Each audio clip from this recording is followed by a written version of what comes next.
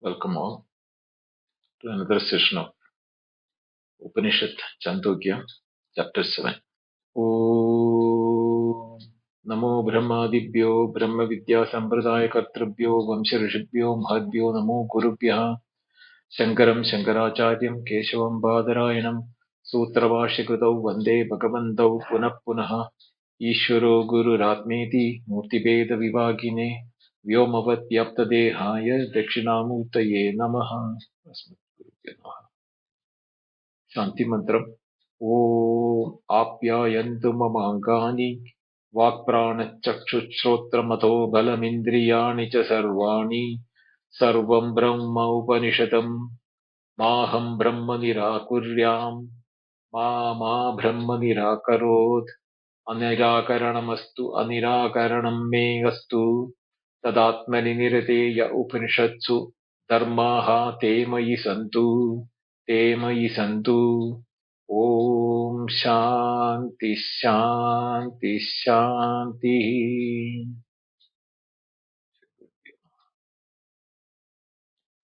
So we are on the 7th chapter where Narada is being guided by his elder brother and guru Sanatkumara into the higher realms of meditation and beyond. So we found that the last matter which we could physically conceive was the space, the ether or the akasha. And thereafter it was into the transcendental levels or the finer aspects of contemplation where the word smara, the power of consciousness, was introduced. And then came the asha, the aspiration for self-transcendence, which led us to the state where prana is superior to this aspiration of self-transcendence. And nobody can understand what life is. And life should be understood as it is. Here the prana, what is being mentioned is not the breathing process, but as the principle of life itself, without which there would not be any aspiration, nor memory, nor akasha, nor any of the teja, vayu, etc., and other further creations. The life is the most powerful in the process of subtleness and vastness. It is that aspect of the borderline where the infinite percolates into finite in the form of life as what we experience in the world. As if it had percolated it. In fact, there is no place where it is not there. But we have the aspect of sentient and insentient in our transaction. So this inscrutable aspect of life cannot be called as individual or universal. And this is the superior thing to everything what we can consume. The Upanishad is saying that, beyond all things, superior to all that we have, what has been told till now, life is the most superior thing. That is what Sanatkumara says. And he also says that everything what we can conceive is linked to this principle of life, whether we can know it or not knowing, there is a link to this, like how the wheel is linked to the hub by the spokes. Every aspect in the creation, whether visible, invisible, tangible, intangible, all this nature, they are all linked to this principle of prana or principle of life, whatever way you want to say it. And it is not the physical body of the individual like father, brother, mother, or sister, what we are talking about. When life is pulsating in them, we deal them as father, mother, brother, etc. But when the principle of life is not pulsating and not seen, they become we call them dead, and then the treatment to them is different. But we don't realize that it is not that the presence of life has taken out. The life, what we call it as, was only an expression of life which has stopped. Life itself has not gone out of anything, because life cannot be taken out of anything, whether it's sentient or insentient.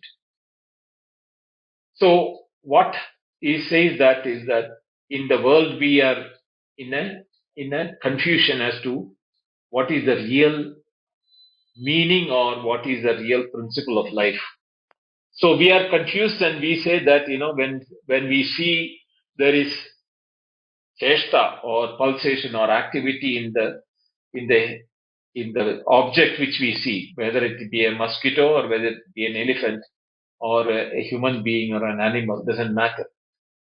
We think that only those sentient things have got life, but the Upanishad says it is not that. It is this life is the hub to which everything in the world is linked to. So therefore, the manifestation of the life principle is particular when we call it as a living being, but it is not particular, but it is universal when it is not being perceived. So we should understand that these aspects of life is so inscrutable that we cannot really pinpoint what life is. So the third mantra in the same, under prana, it says under 15, atayadi api enan utkrantan pranan shulena samasam vyatishedan dehan eva enam bruyu pitrhasi iti matrhasi iti vatrhasi iti swasrhasi iti na acharyahasi iti na brahmanahasi iti. The whole life is nothing but this inscrutable principle of life, which we call it as prana. And this is a mystery that is operating as the names and forms in the world, whether we call it as sentient or insentient. So whoever understands this mystery as the all-comprehensive reality superior to the names and forms, which is infused into every atom of the creation, including himself, is a master of knowledge. Only in such a person the knowledge is in its imperfection, indicating that the one who possesses such surpassing knowledge, his utterances will also be surpassingly truthful. Whatever he says is Satyam Pada, Satyavadi, or Adivadi is the word used here in this Upanishad. So, that person who has understood the knowledge of the principle of life percolating through every atom of creation and perceives the principle of life as pulsating through both sentient and insentient thing, he is the person who has the knowledge really speaking. Prano hi va etani sarvani bhavanti sava eva esham pashyan evam manvan evam vijanan ativadi bhavati tam chet bruyuhu ativadi asi iti ativadi asmi iti bruyan apahnuvita. The greatest knowledge of Vijnanam, what we call it as, is the knowledge of light itself. It is not the knowledge of objects or the process or the appearances or the names and forms. It is the knowledge of reality. The knowledge itself is the reality, and the knowledge of reality is not separate from the knowledge. One who can understand this way, he transcends all, because he has become one with that knowledge and has gone beyond all sense related apprehension or understanding which we have in our transactional world. It has become his being. The knowledge has become his being. The being and the knowledge is not two aspects of it. The being or the reality is become the truth, and that the knowledge and the truth, reality, being, all become one in that level. And he has become one with the truth of life or truth of reality or truth of absolute.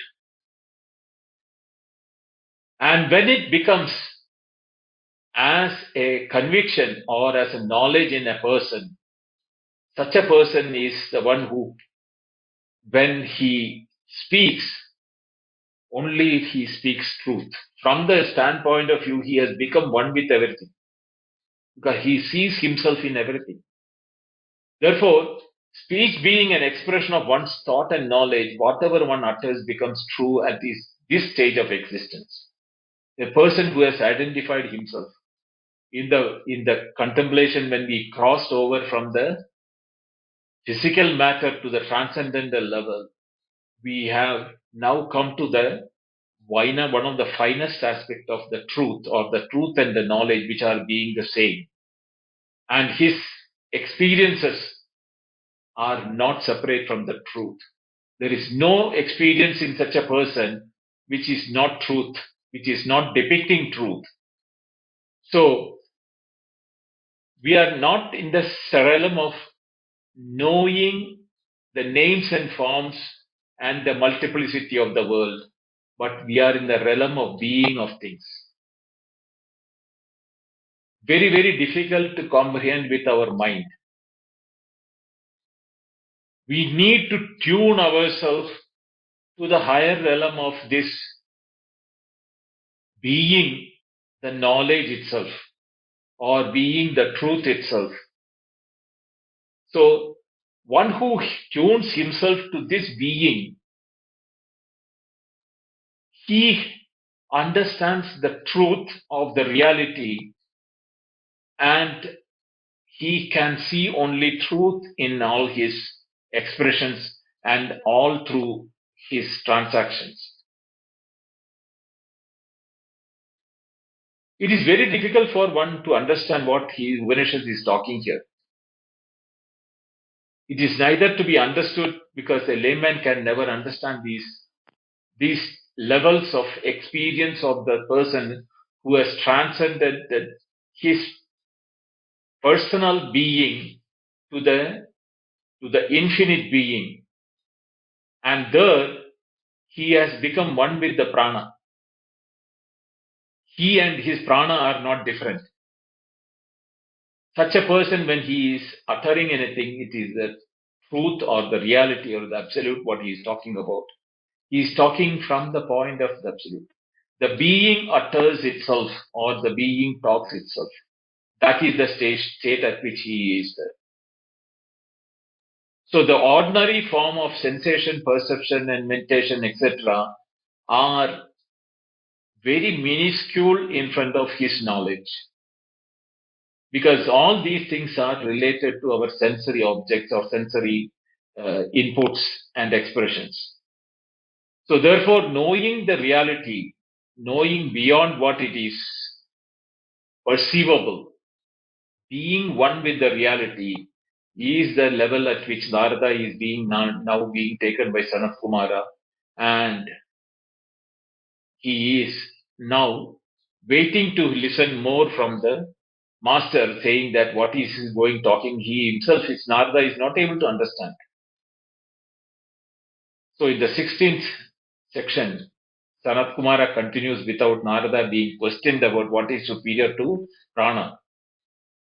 So he says, Eshatu va adipatati ya satyena adipatati soham bhagava satyena adipatati iti satyam tueva vijijnasitavyam iti satyam bhagavo vidyajnasasva iti.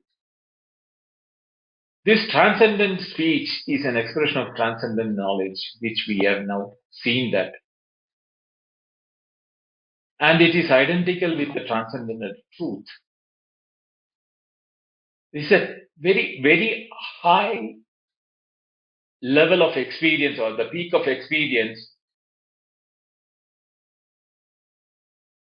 And that experience, when is being expressed as a speech, is the speech of the reality, of the being. The truth and knowledge being identical at that level, the speech becomes the truth. The person who speaks from that level, Yeshatuva adivadati ye satyana adivadati. That means such a person who is speaking from this level, he speaks the truth. The speech becomes the truth because the knowledge is based on the truth. So Narada says, please initiate me into the mystery of acquiring to that level of knowledge which is tuned up to the reality. And how can I become one with the being? Satyam tuva vijijñāsitavyam. My dear Narada, if you want to that knowledge, you have to tune up yourself to that reality. You must know what reality or truth is before we want to tune up to that. How can you identify your knowledge with true or with the knowledge unless you know what is truth and what is that knowledge about the truth? So this aspiration for identifying yourself with the knowledge of truth and knowing and speaking of the truth is the next stage in the evolution.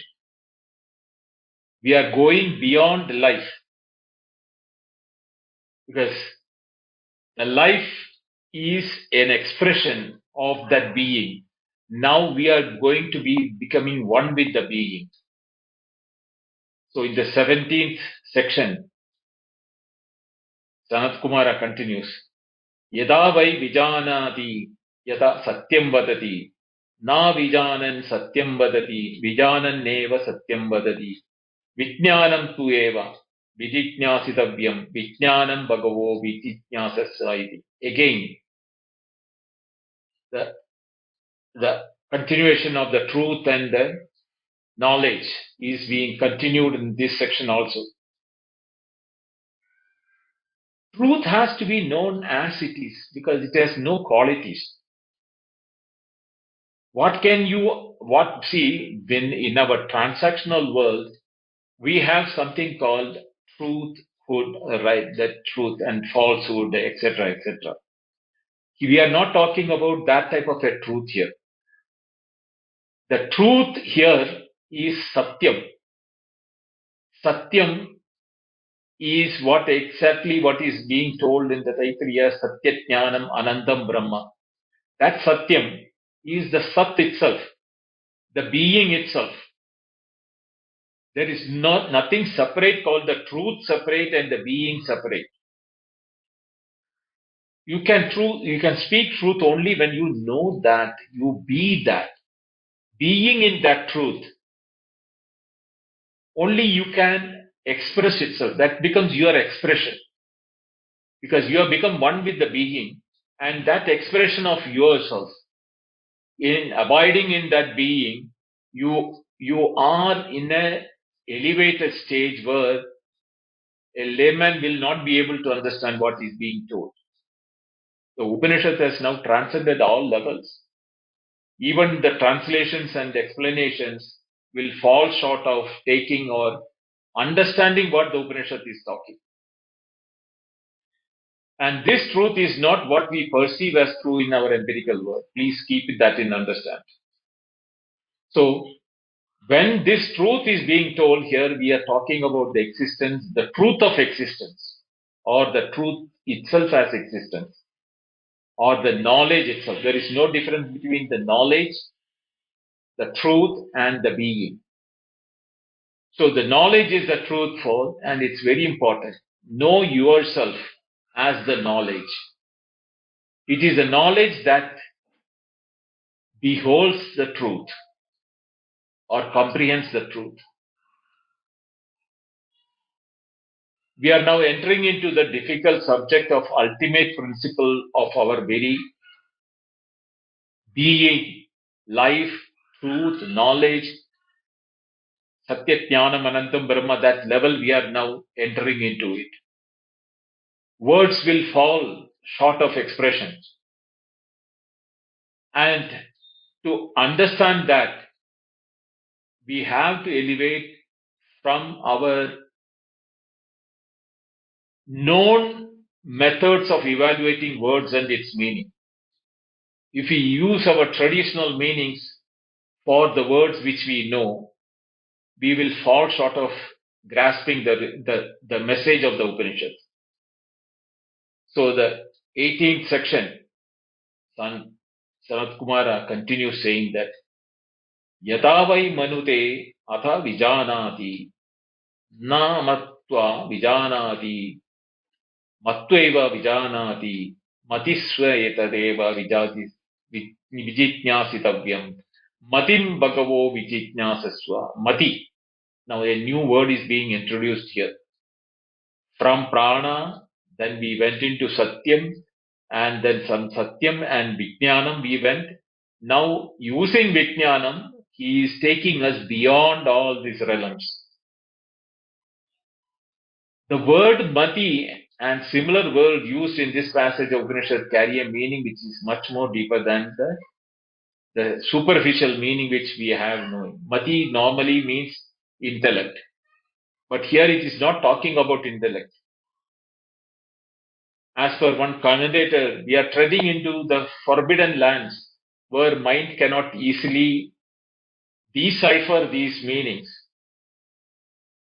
because the words and their meaning are not traditional words or traditional meaning.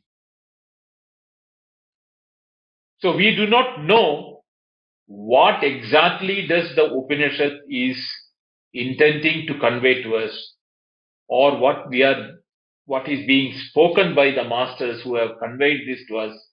Are we hearing the right thing? Unless we attune ourselves to the higher realms of subtleness, there is no more individuality which is left in the individual who is in this level, because he has become one with the being.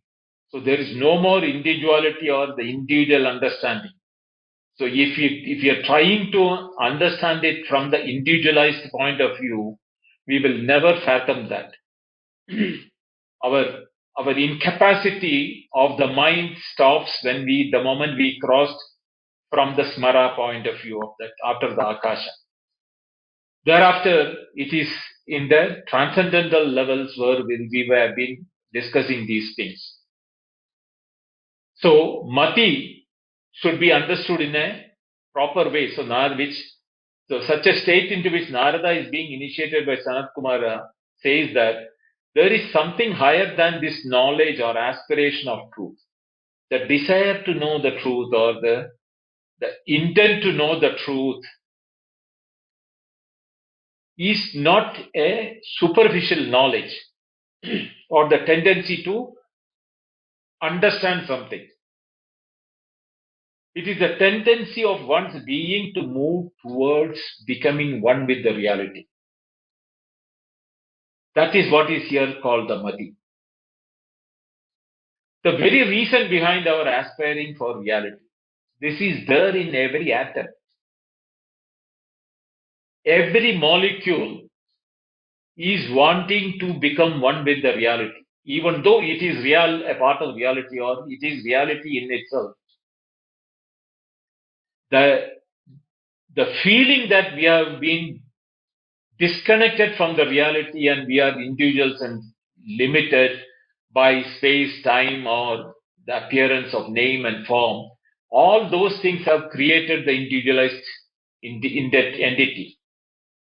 But the moment we cross over all of them, we are in the higher realms where the knowledge and aspiration of knowing what words, being one with the reality, is reflected throughout the expression.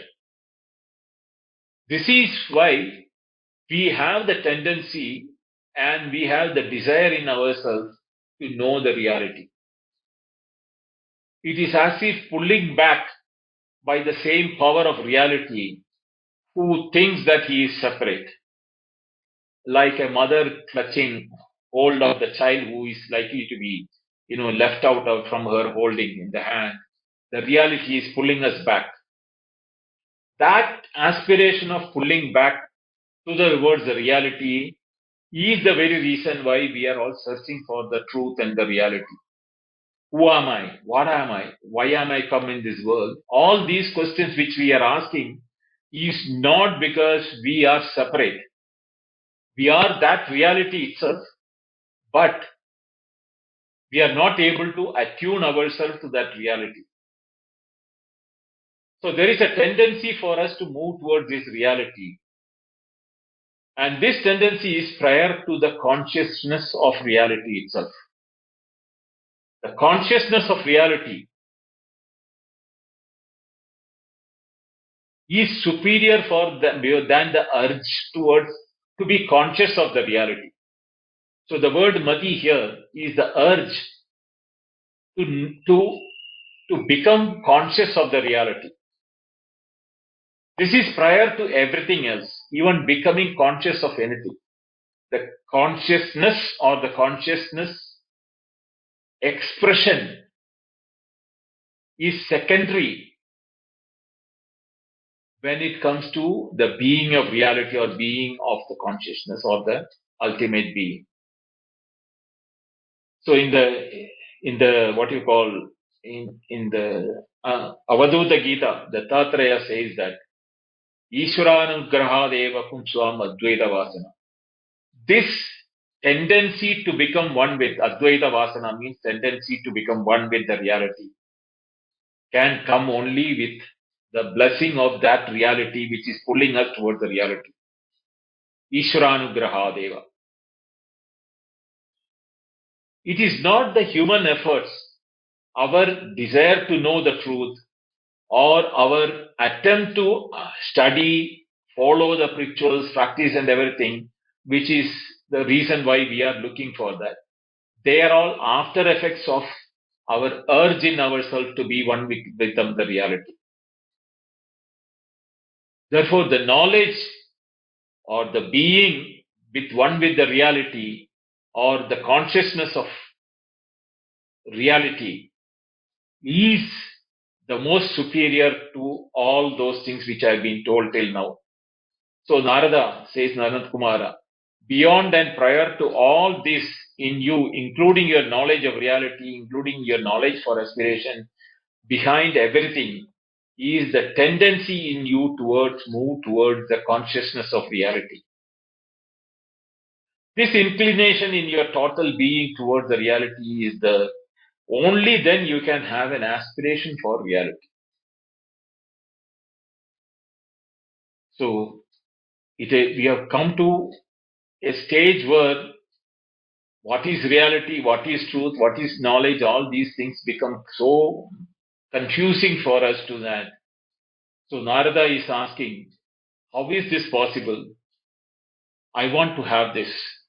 This urge in me is the reason why I came to you. Now you have to take me to that level where I am one with the reality.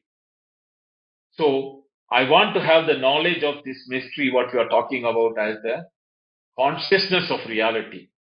So in the Ashtadesha Khanda or the 19th Khanda, 19th section, he says, Yada vai shraddhadatyataha manute, na shraddha dhanman manute, shraddha de deva manute, shraddha tu eva vijijñāsitavyam, shraddhan bhagavo vijijñāsasva. Now here a word, shraddha is being brought. Basically the word shraddha means faith. Faith is normally in a place applicable where we have a dependency to take it as a reality whether we know it or not. That faith in the existence of reality is what is being referred here as the Shraddha. The consciousness of reality should be supported with the faith in the reality. Asti Brahma. There is something called Brahma or Atma, should be the Shraddha, or if you do not have the faith in that, there is something called being, the absolute, the truth, the consciousness, the absolute pure consciousness. If we do not know that, we cannot have the faith, and if we do not have the faith, this tendency, by even if it is pulling us, we will not work towards that. Because that is a natural process of the reality to pull us back to reality. We are in fact part and parcel of the reality. But we segregated ourselves thinking we are separate individuals. So the reality, beneficial or benevolent in nature being, is embracing us back to itself. But only if we have the faith in the reality, that will work, because we will be trying to wriggle out from that. So one's being towards reality is almost simultaneous with the Shraddha. The faith is also should be simultaneous. It is that faith in our mind introduced by us at our tendency, that reality urging us towards itself. And this is called self-realization. Only when the Shraddha and the Mati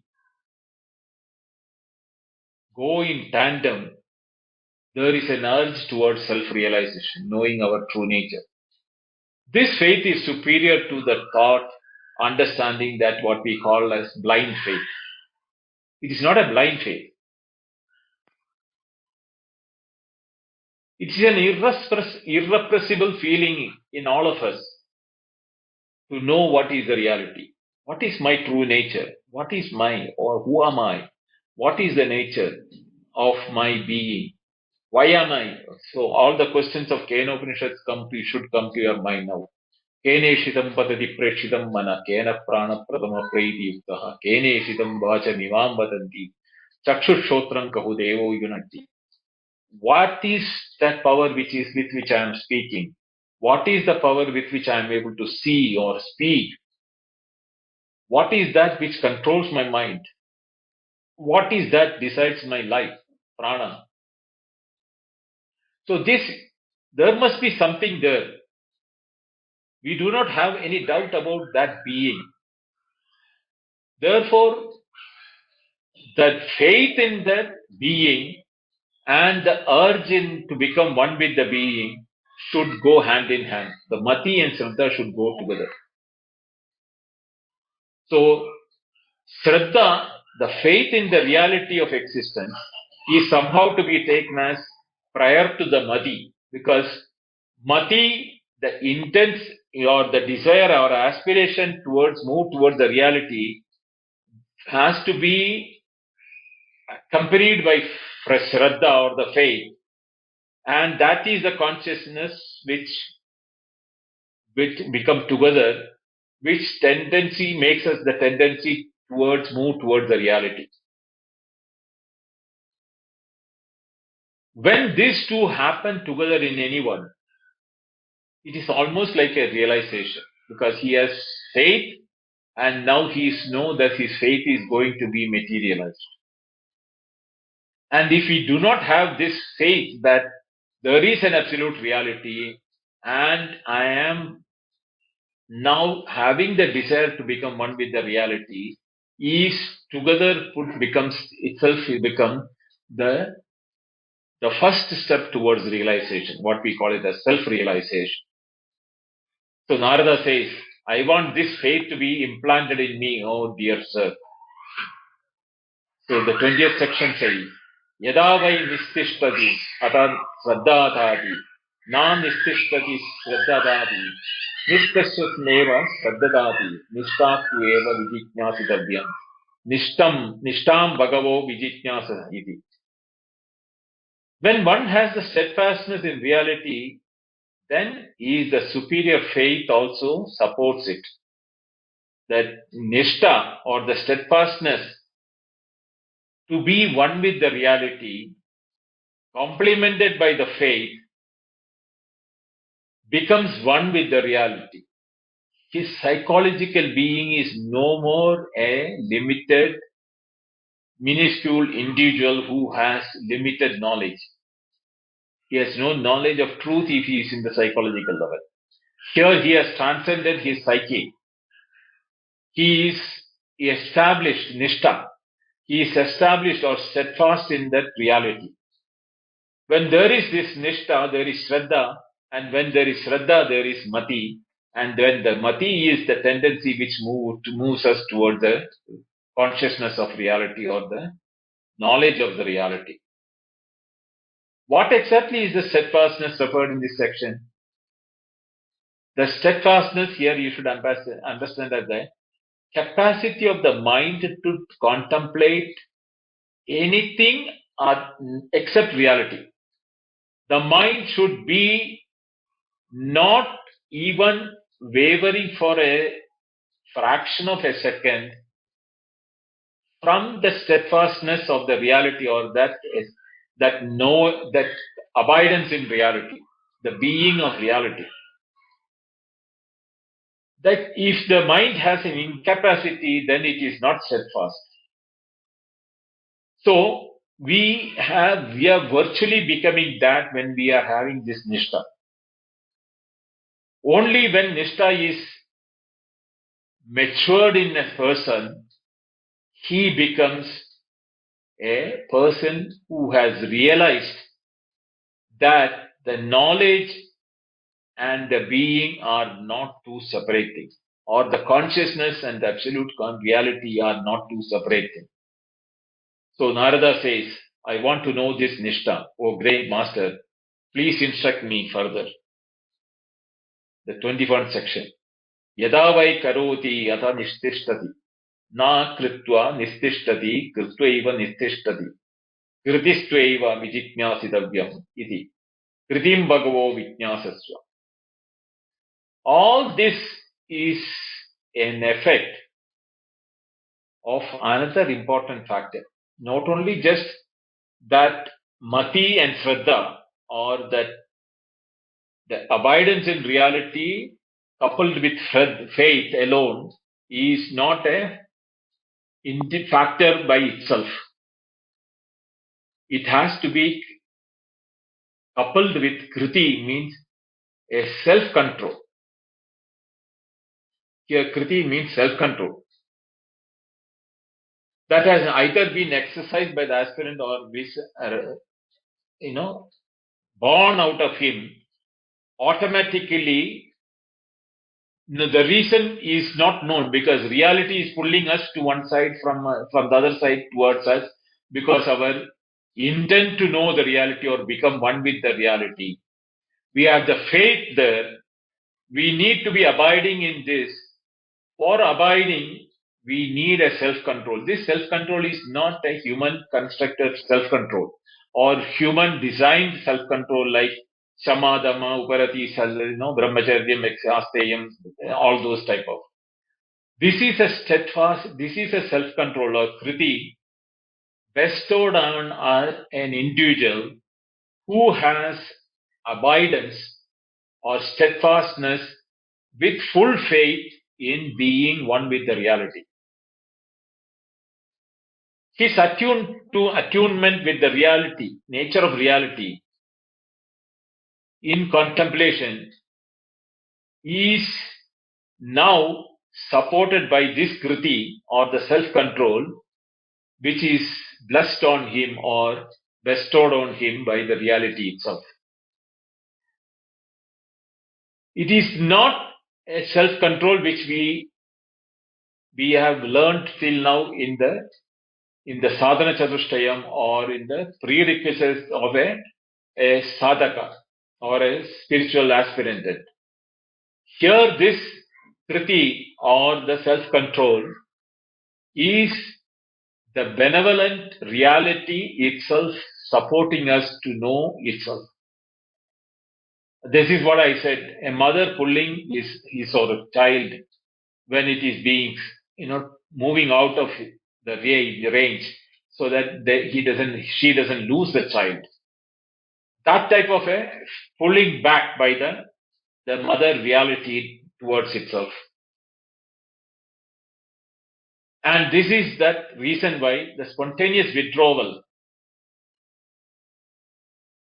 from all that can distract us, all desires that externalize, which can get waylaid by from achieving our goal, can come only when we have this kriti. It is important that we we are bestowed with this self-control, we are aware of it and work towards the reality of being one with the reality, with that shraddha and mati. So when this transcendence takes place, you are now self-control, means you have abandoned the world. The worldly expressions or world separatedness have been gone. So you and I have gone. There is no separatedness, something called this and that, or I and that, or that this and that. The duality is totally annihilated when this self-control shines on the individual who is aspiring for it. And this is the last stage of the greatest achievement prior to being one with the being. It is a transcendental to everything. This great achievement of a person who has developed his contemplation from the nama, rupa, speech, mind, etc., up to akasha, and then beyond the transcendental levels, is the superior most. That what vijijnasitavya is what Sanatkumara is told. So Narada is asking, how can I achieve that? How can I achieve this all? What is this action of self-control, what you are enjoining upon me, before being one with the reality? So in the 12th section, Sanat Kumara says, Yada vai sukam labate ata karoti, na sukam labdva karoti, sukhameva labdva karoti, sukam tu eva vijijnasitavyam, sukham bhagavo vijijnasasva. Now we are becoming one with the reality. But Narada, the Sanat Kumara doesn't give the what you call, doesn't give us the door open to know that. So he says that there is one last step which you have to take out before boarding the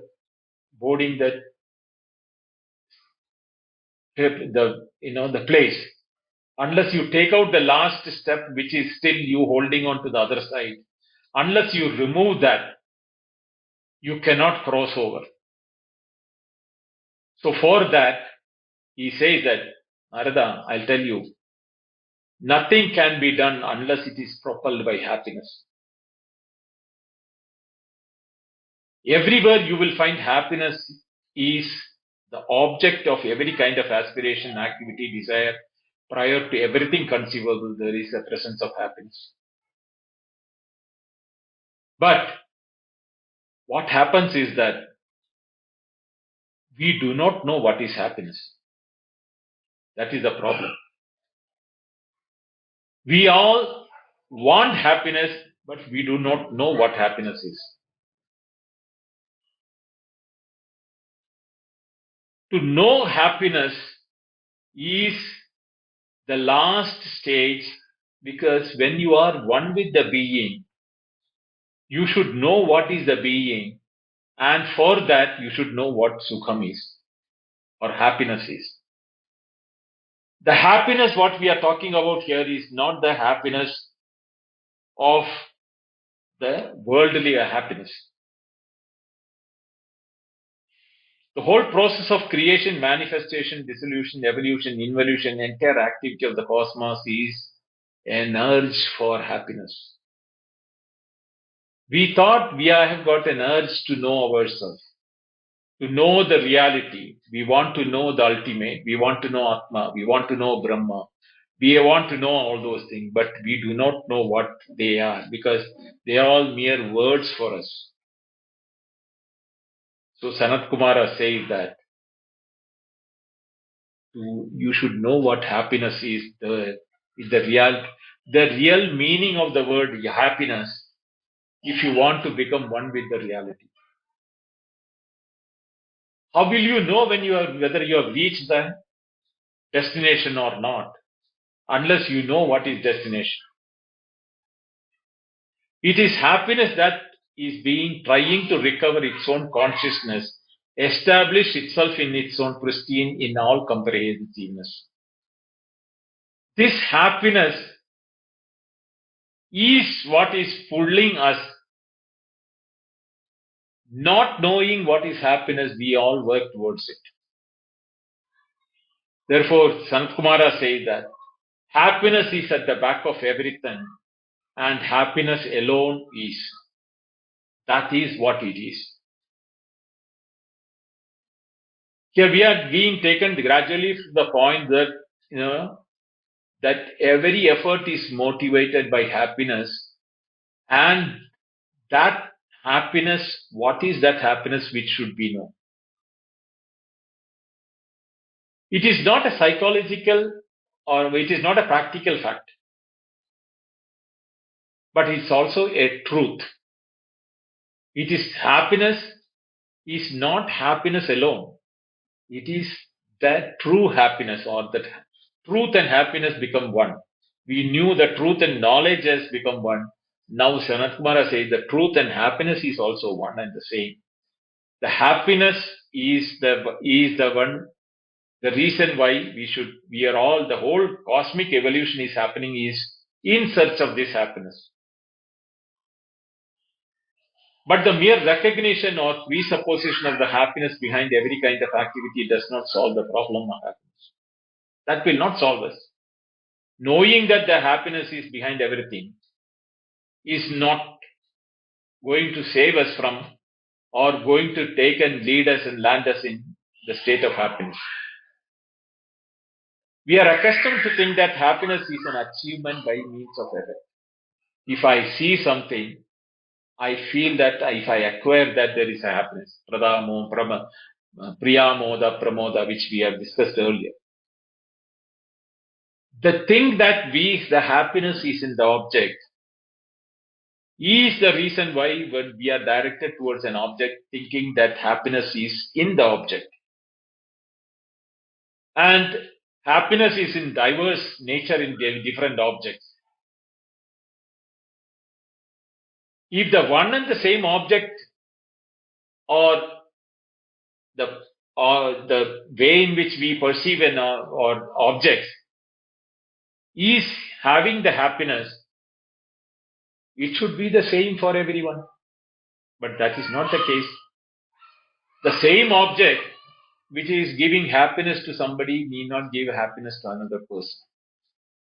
Not only that, the same object which is giving happiness may not give happiness to the same person all the time. Yet, we feel that there is a happiness in every object. Though it is true that no particular object can attract the recognition of all the subjects at the same time. That is also another thing. All people are not working towards the same object. Each one is looking for different happiness in different objects. So, there can be a doubt that can arise in our mind as to where is the happiness lying. Is it in the object, or is it in the mind of the subject? Or if it is in the mind of the subject, it should be there with the subject all the time. The very fact that mind is not satisfied with its own self and feels an obligation to move towards world of objects outside to get gratification or a happiness is an indication enough that something is lacking in the mind also. So there seems to be a flaw in the doctrine that, happiness is in aggrandizing, achieving, or possessing things, or is in the mind alone. Because if it is in the mind should be happy all the time. So we know both subjective wise or the dependency on the objects outside, this happiness is not seen all the time. So where is this happiness? What is the location or the source of all happiness? It must be somewhere. Because if we look at the thing, every atom, every molecule, every being, every sentient, insentient thing, there is a tendency towards to something in the process of either proximity, being, possessing it or enjoying it, thinking that this drive for the other is seen everywhere, but it is not known where the happiness is really located. We cannot find that happiness is there in the world, means the world, we do not see the happiness for the person. So where is this happiness lying? A very stimulating answer comes to this question from the great master Sanatkumara. It is not in the mind, it is not in the object taken independently by themselves. Happiness cannot be bifurcated as a property of some particular finite thing in creation. If it is regarded as a property of the mind, it becomes finite content because mind is finite in nature. And if it is the nature of the object of the sense, there also it is finite in nature because it is finite in time, space, and location. So even we join these two together, the mind and the object, then there should be a permanent happiness that we don't see that. Any amount of finite things accumulating together can still be finite in nature. The infinity is not the sum total of finite. Therefore, happiness cannot be regarded as finite. And nobody wants limited happiness. We are all looking for an unlimited, endless happiness. So it is neither in the subject nor in the object because merely both of them are finite in nature. My dear Narada, happiness is not anywhere, yet it is everywhere. It is in the completeness of being that you can find the happiness. Sanatkumara says that. It is not anywhere, yet everywhere. It is contradictory, self-contradictory. Which means that the completeness of being in totality, not in individualities. It is not an aggregate of finitudes that happiness can be discovered. So, we should understand when Sanatkumara said that it is the completeness of being that you can find the happiness.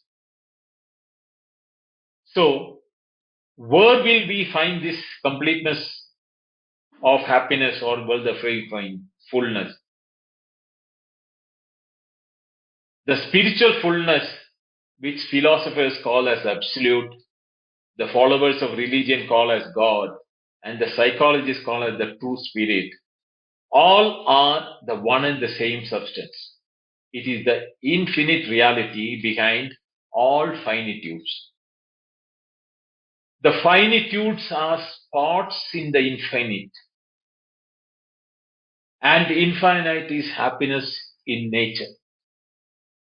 So what we see the happiness in the finite nature is a reflection of the happiness of the reality in which these finites are dependent upon. This dependent reality is reflecting that happiness of the infinite happiness through the finitudes in the names and forms.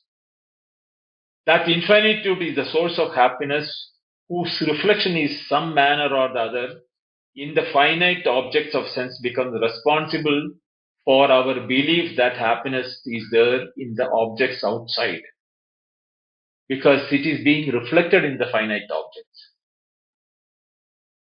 So now from the 23rd onwards is the explanation of the absolute reality. We have been now taken into the spacecraft or that craft which is one with the reality. Now we are going to travel along with the reality from the next section onwards. Having become one with the reality, having become one with the nature of happiness, having one become the truth, having one become the knowledge, what is that state in which we will all be when we land there, or when we are one with them? That is what is going to be explained in the coming sections, which we will deal with in the Friday. Om Purnamada Purnamidam Purnat Purnamudachyate Purnasya Purnamadaya Purnameva Vashishyate. Om Shanti Shanti Shanti. Harihi Om. Shri Gurubhyo Namaha. Harihi Om. Thank you. Dhanyavad.